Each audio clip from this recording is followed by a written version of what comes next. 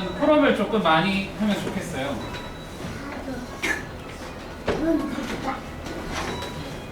그 독서 8년이라는 책을 오늘 할 건데요. 이 책의 저자분은 한희철 씨라는 분이고요. 대학을 이제 나와서 그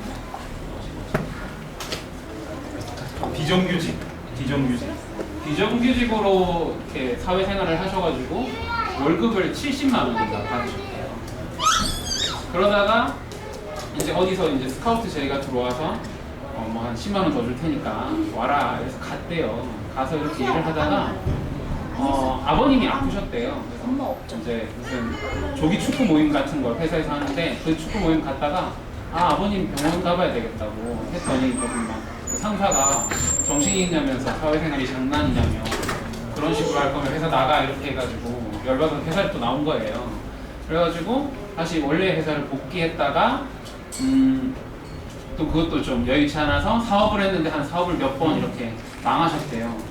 몇 번 망해서 이제 경제 문제가 심각해진 거예요. 그래서 얼마까지 심각해졌냐면 저기 왜 화장실에 가면 뭐 이렇게 단기 매매 이런 거 붙어 있잖아요. 그거 보고 심지어 전화번호를 누르셨대요. 근데 누르다가 정신이 퍽떡 들었대요. 이건 아닌데 이렇게 생각을 하고 이분이 이제 보험 영업을 또 이분 소개로 이렇게 시작을 해가지고 조금 이렇게 회복이 되었대요. 회복이 되고 회복이 되면서 자기 인생에 대해서 이렇게 깊은 생각을 하면서 이제 책을 읽기 시작을 했다고 하더라고요.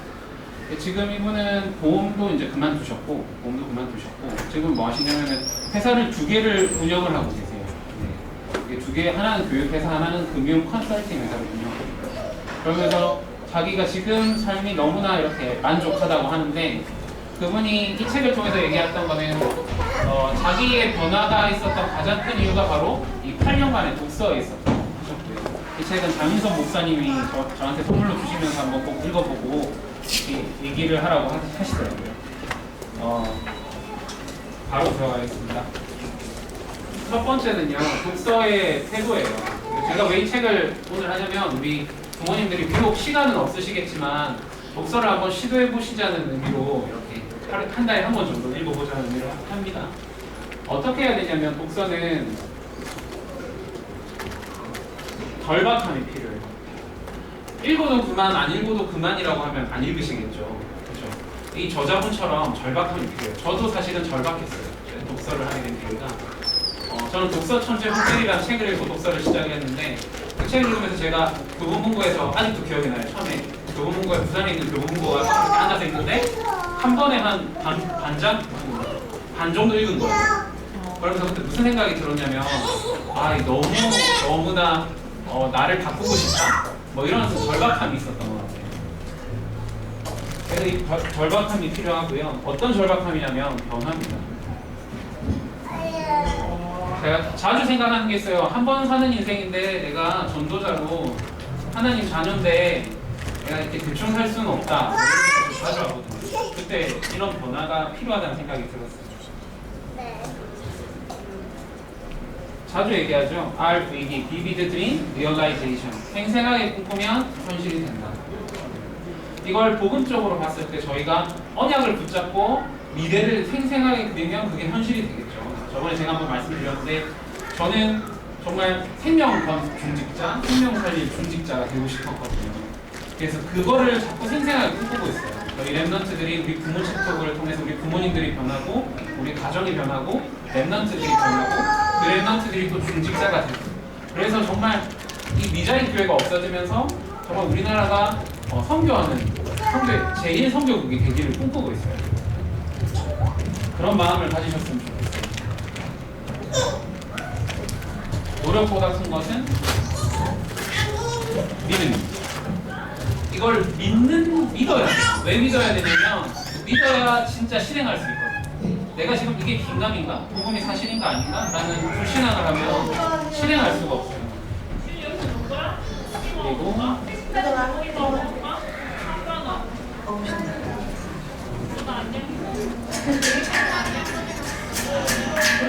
우리가 독서를 할 때는 그냥 글을 독해하는 게 아니라 문맥에 있는 걸 아셔야 되거든요. 우리가 왜 이거는 저는 정말 설교 들을 때도 정말 도움이 되는 것 같아요. 그러니까 독서를 많이 하니까 목사님이 얘기하시는 거에서 행간을 조금 읽게 되더라고요. 지금 텍스트로 말하는 원이 말씀인데 그 뒤에는 목사님께서 이거를 얘기하고 싶어 하시는구나라는 게 좀 보여지게 됐거든요. 저는 사실은 독서하면서 메시지가 더 잘 이해가 됐어요. 그리고요, 독서는요,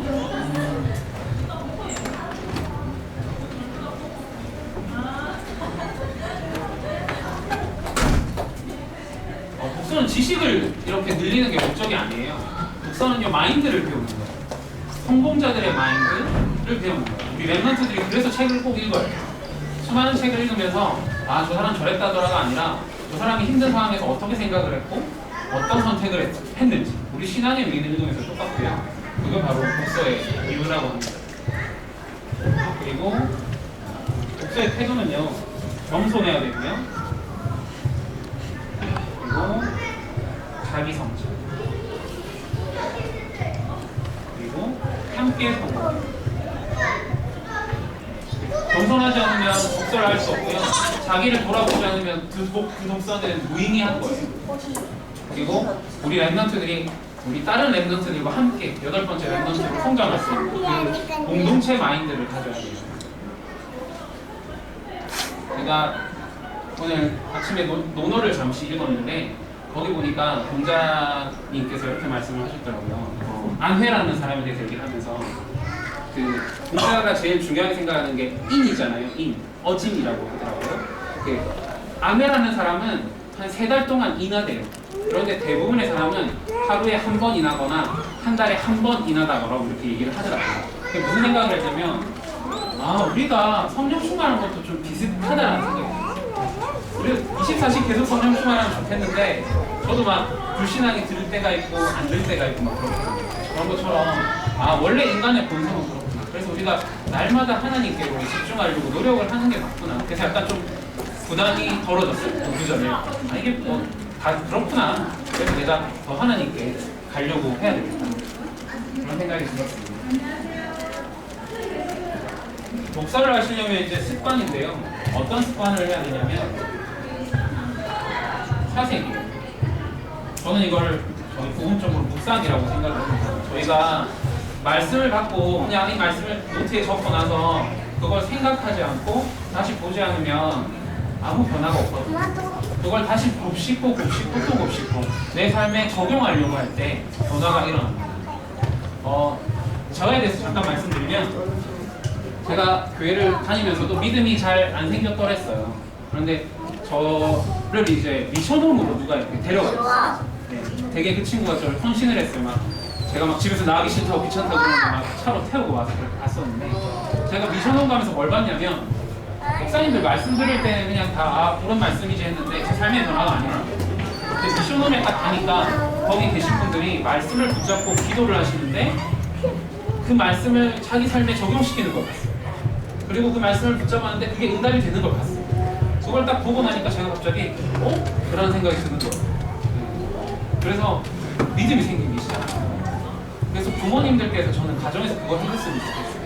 부모님들께서 문제가 왔을 때 진짜 간단 말씀 딱 붙잡고 그 속에서 답을 얻고 그 속에서 선택을 하는 모습을 보여주면요, 랩런트들이 변할 거예요. 일단 저희가 먼저 해야겠죠. 말씀을 묵상하는 거예요. 오늘 하는 간단 말씀을 가지고 내 삶에 적용시키는 거예요.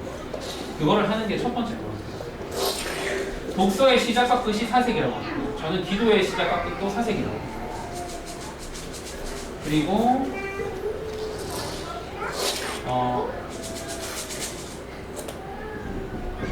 자존심이 아니고요. 자존감. 우리 랩런트들이 자존감을 가져야 돼요. 우리 부모님들도 마찬가지고요. 지금 어떤 외적인 것이 아니라 내적으로 이게 하나님 자녀잖아요. 이 자존감을 계속 여러분께서 여러분도 복음을 받으면서 계속 누리시고 그리고 랩런트들한테도 전달해 주셔야 돼요. 랩런트가 잘하는 게 실제로 뭔가 못하더라도 그 자존감을 심어주셔야 돼요. 괜찮다라고 하죠. 그리고 책을 읽어보시면 아시겠지만 수많은 위인들이 어릴 때 공부 못했습니다. 학교에서 전응한 소리 듣는 위인들 되게 많습니다. 중퇴한 위인들도 많고요. 그래서 학교 공부가 마치 모든 것인 것처럼 하시면 안 돼요. 용기를 주셔야 돼요. 자존감을 세워주셔야 돼요. 왜냐면 책을 읽으면 그게 생겨요. 수많은 사람들이 그 어려운 환경이 보이거든요. 저도 그 되게 많이 위로와 힘을 얻었어요. 제 어린 시절을 보고 그 사람들 보는데 저보다 더 힘들어요. 유 목사님 어린 시절 얘기를 들었는데 저보다 더 힘들어요.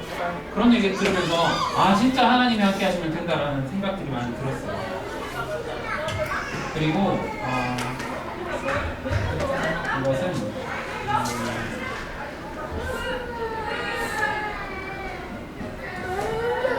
그 커리큘럼이죠.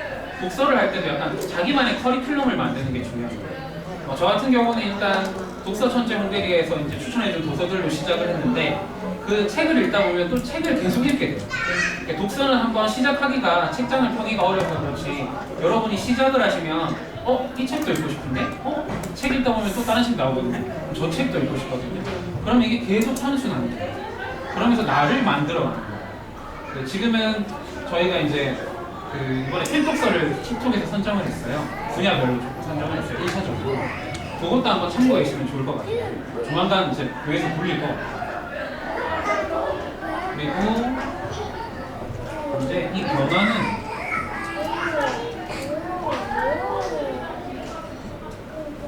치열해야 됩니다.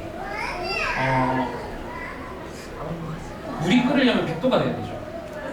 그걸 티핑 포인트라고 그러거든요. 변곡점. 딱 뭔가 쌓였을 때 그게 터지는 시점이 있어요.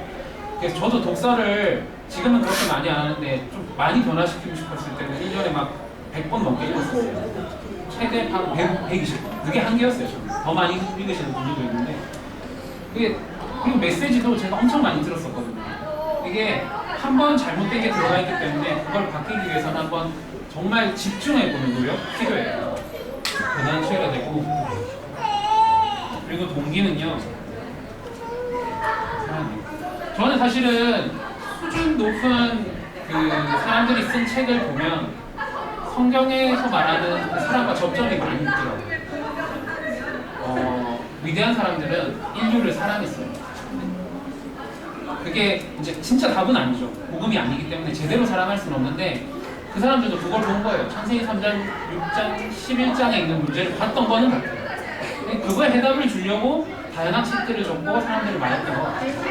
공자도 그렇고 여러 사람들이 그 사람들이 진짜 답은 없었지만 그게 사랑인 거예요. 저희가 진짜 복음을 가지고 있기 때문에 우리 계명 2가지밖에 없잖아요. 이웃을 내 몸같이 사랑하고 하나님 사랑하는 거잖아요. 우리 랩런트들이 이렇게 했으면 좋겠어요. 그리고 우리 부모님들도 지금 이렇게 변화했으면 좋겠어요. 이 책을 읽어보시면 이 사람이 황희철이라는 사람이 완전 밑바닥에서 정말 내려갔다가 성공해서 지금은 남을 돕고 살고 있어요. 무료로 봉사도 하고요. 그리고 금융교육을 하는 이유가 사람들이 금융의 피해를 보지 않기를 바라는 동기에서 시작을 했어요. 그리고 나누는 거죠. 그리고 저는 제일 중요한 거는 꿈과 현실의 갭이죠. 이거를 메꾸는 것이 책은 독서라고 하거든요. 저는 이걸 저한테는 이렇게 적용됐었어요. 복음과 나, 세계복음화와 나의 갭이었어요. 더 치열하게 말씀에 집중해야 되는 이유가 사실은 이것 때문이거든요. 하나님께서 나한테 분명히 세계복음화라는 걸 주셨는데 나는 지금 세계복음화랑 관계가 없고 내 수준은 또 세계복음화랑 관계가 없어요. 그래서 너무나 이게 가슴이 아파서 더 이렇게 말씀 듣고 기도하고 독서했던 것 같아요. 어떻게 하면 내가 이 책을 읽어서 나도 좀 바뀌면서 내가 세계복음화에 유익하게 살 수 있을까? 그런 생각들을 많이 했어요. 그리고 이 성장턱에서 꼭 책만 있는 건 아닙니다. 좋은 영상들과 여러 가지 것들을 다 활용하시면 돼요. PPT도 괜찮고. 예를 들어서 경제 공부할 때는 여기서 추천해주는 게 그 EBS 다큐 프라임에서 방영한 다큐멘터리가 있어요. 자본주의가. 나중에 그것도 한번 보시면 좋을 것 같아요. 그리고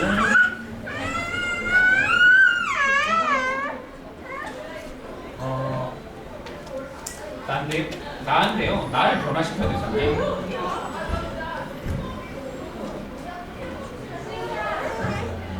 우리 이제 랩런트들한테 아내랑 얘기 좀 해봤는데 초창기에는 인문학 익히지 마세요. 인문학 먼저 복음부터 하고 성경 독서부터 하고 성경 필사하고 메시지 딱 들어간 상태에서 그 다음에 인문학을 하시면 좋겠어요. 이 책에서는 어릴 때부터 하라고 하는데 저는 그게 복음 아닌 게 들어가면 나중에 빼내기 더 힘들거든요. 일단은 복음이 완전 들어가요. 근데 그 복음이 그냥 단순한 게 아니라 세상을 다 이렇게 아우를 수 있을 정도의 수준으로 저희가 랩런트들한테 복음을 넣어주고 싶어요. 그래서 저희는 책톡 하는 거거든요. 인문학도 하셔야 되고요. 그리고 랩런트들이 생각하고 토론해야 돼요. 그 유대인의 하브르타, 질문하는 공부법이잖아요. 그 책은 꼭 한번 읽어보셨습니다. 유대인의 하브르타로 교육하라. 그 책을 한번 읽어보시고 이걸 어떻게 우리 가정에서 복음적으로 적용할 수 있을지 한번 깊이 고민하시고 실제로 실천해 보겠습니다. 그리고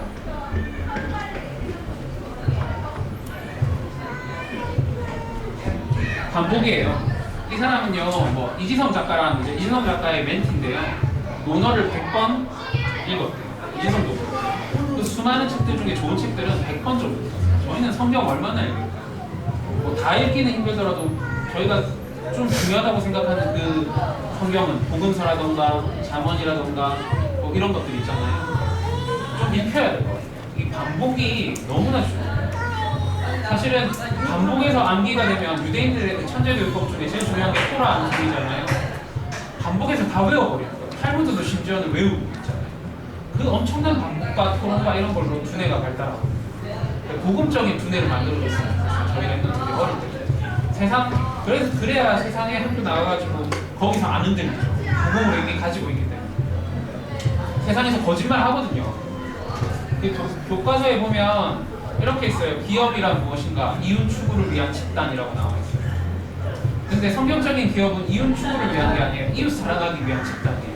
사람들한테 올바른 가치를 제공해주고 참된 서비스를 제공해서 그 사람들이 행복하면 내가 돈이 따라오는 거죠. 근데 그걸 배우기 전에 우리 랩런트들이 가서 배우는 게 돈 벌기 위해서 모이는 게 기업이니까 돈 벌어야 돼 라고 배우잖아요. 반복해서 넣어줘요. 그리고 제가 랩런트들한테 인턴십에 가장 강조하는 것은 책은 세계고 사람이에요. 사람을 만나. 그래서 근데 이게 위험한 일이에요. 잘못 만나면 이상해지거든요. 잘못된 게 들어가면 이상해져요. 그래서 이거는 어릴 때는 분명히 부모님께서 이거를 좀 뭐랄까 딱 잡아주셔요. 복음으로 안 잡아주시면 너무나 좋은 말들이 많기 때문에 인간적인 것으로 정말 그 인본주의잖아요. 사실은 인문학은 인본주의예요. 인본주의이기 때문에 신본주의가 들어가 있지 않은 상태에서 이 다른 세계를 만나고 다른 사람을 만나서 그 아이가 만약에 물들어 버리면은 거의 떠나가게 돼요. 복음적으로 무조건 역사를 해주셔요. 그래서 부모님이 같이 해주시거나 아니면 꼭 복음을 가진 분한테 멘토로 맡겨서 멘토링을 받게 해주셔야 돼요. 그렇지 않으면은 이 아이는 자기 혼자 읽다가 엉뚱한 데로 빠질 수 있어요. 마지막으로 나눔이죠.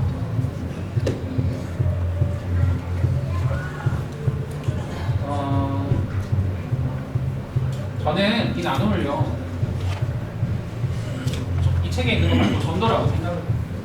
저희가 왜 랩런트들이 이 복음 교육을 하고 그리고 또 복음적으로 공부를 해서 전문성도 가지고 뭐 성품도 준비하면서 이 모든 것을 하느냐, 결국 하나님을 사랑하는 길이기 때문입니다. 그래야만 사람을 사랑할 수 있습니다.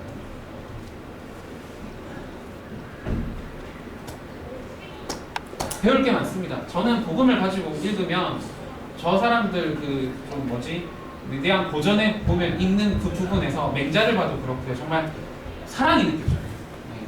인류를 향한 사랑, 불쌍해하고 안타까워하는 마음이 느껴져요. 그렇지만 이 사람들은 답이 없어요. 왜냐면 쭉 그런 걸 배워왔지만 우리나라도 잘못됐잖아요. 왜냐면 창세기 3장, 6장, 11장을 몰랐기 때문에. 그래서 우리 랩런트들이 정말 복음 준비하고 진짜 복음 안에서 재해석된 참된 지식, 하나님을 아는 지식, 그 영적 문제를 해결해 줄 수 있는 지식을 가지고 전도하고 선교할 수 있는 랩런트가 됐습니다. 제가 또 지금 이지성 작가의 생각하는 인문학이라는 책을 읽고 있는데, 그리고 주변에 많은 뉴스를 봐도 우리나라가 위기래요. 전쟁뿐만 아니라 미래가 어떻게 될지 모르겠다고 하는 얘기가 되게 많아요. 중국을 치고 오고 있고 여러 가지. 이 위기 속에서 지금 우리 랩런트들한테 한 20, 30년 된 똑같은 교육을 시키면 그 아이들은 나가서 다시 또 시작을 해요. 그래서 지금부터 우리 지금 부모 세대들이죠. 저희 부모님들이 정말 기도하면서 독서하고 세상을 보면서 우리 랩런트들한테 그 로드맵을 줘요. 길을 줘요. 그래서 저희가 부모님을 하고 있는 거기 때문에 부모님들께서 조금 오늘은 제가 좀 세게 말씀드릴게요. 절박함을 가지셨습니다. 독서할 시간 없는 거 저도 마찬가지로 다 그러실 거예요. 그런데 이 절박함이 필요해요. 내가 하루에 한 장을 읽더라도 내가 좀 읽겠다. 내가 그리고 정말 이걸 한번 내가 복음으로 재해석해서 우리 아이한테 한번 전달해 주겠다. 그리고 우리 아이랑 한번 토론 한번 해보겠다. 그런 아이를 만들어 가면 좋겠어요. 진짜 학교에 가가지고 똑같이 연예인 얘기하는 게 아니라 이미 학교에 딱 들어갔을 때 얘는 뭐 우리랑 다른데? 얘는 왜 이렇게 생각이 깊지? 얘는 왜 이렇게 시야가 넓어? 정말 청년 돼가지고 그때 막 세상을 봐야 된다, 영화를 떠라, 교회를 떠라 이런 말을 해주는 게 아니라 이미 한 초등학교 10살쯤에 13세 때 딱 그때 성인식을 할 그때 우리 랩런트들이 완전히 이제 갖춰져 있는 거죠. 기본이 딱 갖춰져 있는 거죠. 실제로 그런 게 되었으면 좋겠습니다. 제가 준비한 강의 여기까지입니다. 감사합니다. 저희 이제 토론을 할 건데 도를 짜야겠다.